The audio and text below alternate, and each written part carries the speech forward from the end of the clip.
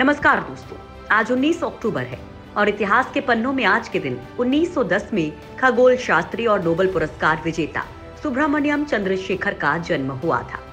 वहीं आज के समय की बात करें तो बलिया गोलीकांड के मुख्य आरोपी को एसटीएफ ने लखनऊ से धर दबोचा है। वहीं कांग्रेस नेता कमलनाथ की एक जनसभा के दौरान जुबान फिसल गई और उन्होंने कुछ ऐसा कह दिया जिससे वो बीजेपी के निशाने पर आ गए। इसके साथ ही स्वास्थ्य मंत्री ने माना है कि देश के कुछ हिस्सों में कोरोना का कम्युनिटी ट्रांसमिशन हो चुका है। दोस्तों, इन खबरों के साथ ही हम आप लोगों को विराट कोहली के प्रैक्टिस के दौरान का एक डांस वीडियो भी दिखाएंगे। बिहार विधानसभा चुनाव के बीच उत्तर प्रदेश और मध्य प्रदेश समेत कई राज्यों में उपचुनाव का जोर चल रहा है। मध्य प्रदेश में हो रहे उपचुनाव पर सबकी नजरें हैं, लेकिन इस बीच कांग्रेस के दिग्गज नेता और पूर्व मुख्यमंत्री कमलनाथ ने भारतीय जनता पार्टी की महिला प्रत्याशी के बारे में आपत्तिजनक टिप्पणी की। नाम लो, आप तो उसको मेरे से ज्यादा जानते हैं। आपको तो मुझे पहले ही सावधान कर देना चाहिए था। ये क्या आइटम है? उनकी इस टिप्पणी पर विवाद हो गया है। बीजेपी ने उनकी आलोचना की है। तेजस्वी यादव की चुनावी जनसभा लखीसराय, सूरीगढ़ा विधानसभा और जमुई विधानसभा में की गई।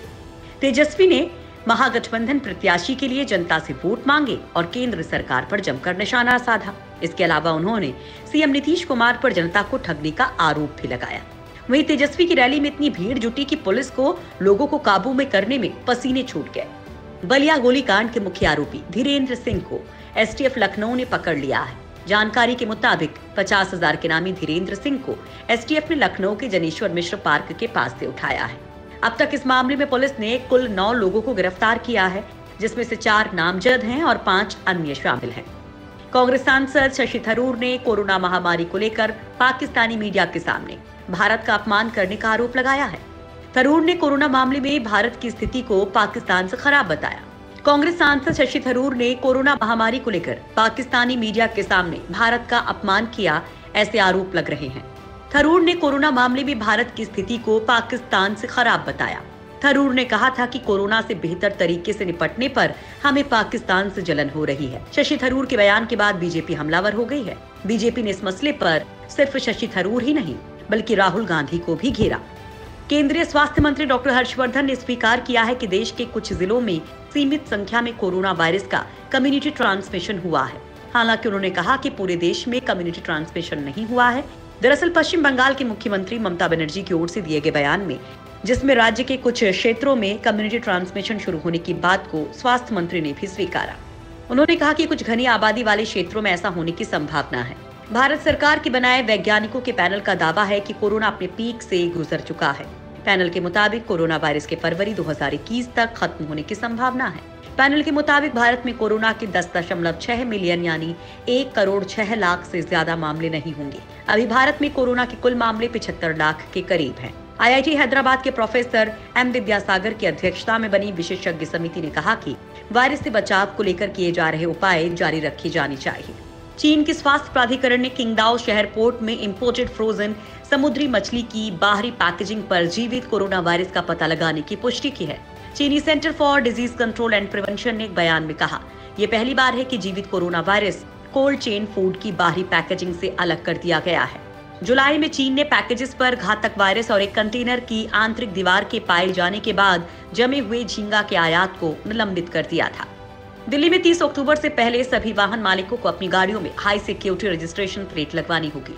दरअसल सरकार ने सुरक्षा के मद्देनजर हाई सिक्योरिटी नंबर प्लेट वाहनों में लगवाना जरूरी कर दिया है। वैसे दिल्ली में 1 अप्रैल 2019 से पहले के सभी वाहनों के लिए हाई सिक्योरिटी रजिस्ट्रेशन प्लेट और कलर कोड वाले स्टिकर लगाना अनिवार्य कर दिया गया है। चीन ने राष्ट्रीय सुरक्षा के लिहाज से संवेदनशील निर्यात को प्रतिबंधित करने के लिए एक नया कानून पारित किया है, जिससे बीजिंग को अमेरिका के खिलाफ जवाबी कार्रवाई करने की इजाजत मिल गई है।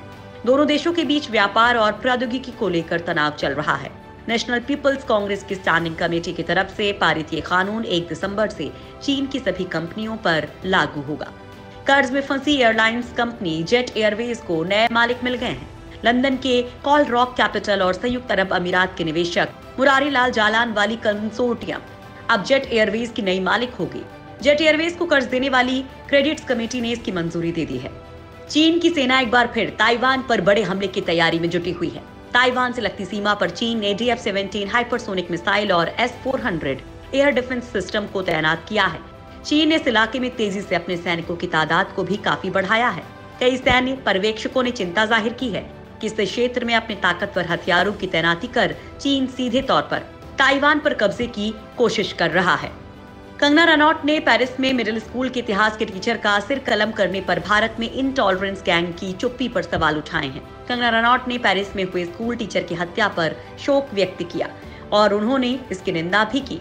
आपको बता दें कि टीचर ने अपने छात्रों को प्रॉफिट मोहम्मद की बनी कार्टून दिखाई थी।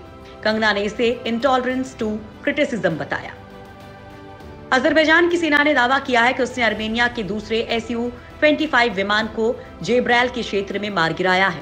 हालांकि उन्होंने सबूत के तौर पर कोई तस्वीर, वीडियो या फिर कोई दूसरा प्रमाण पेश नहीं किया है। वह आर्मेनिया के रक्षा मंत्री ने दोनों ही बार विमान मार गिराए जाने के बाद से इनकार किया है। अजरबैजान ने यह भी कहा कि आर्मेनिया ने सीमा के उत्तरी हिस्से में उसके क्षेत्र में गोलीबारी की है। यह क्षेत्र तोवुस शहर के नजदीक है। अमेरिकी राष्ट्रपति चुनाव में लगातार घटती लोकप्रियता और कोरोना के बढ़ते मामलों के बीच president Donald Trump Republican party के मजबूत गढ़ में पूरा जोर लगा रहे हैं। ट्रंप भावनात्मक मुद्दे को उभारने का कोई मौका नहीं छोड़ रहे हैं।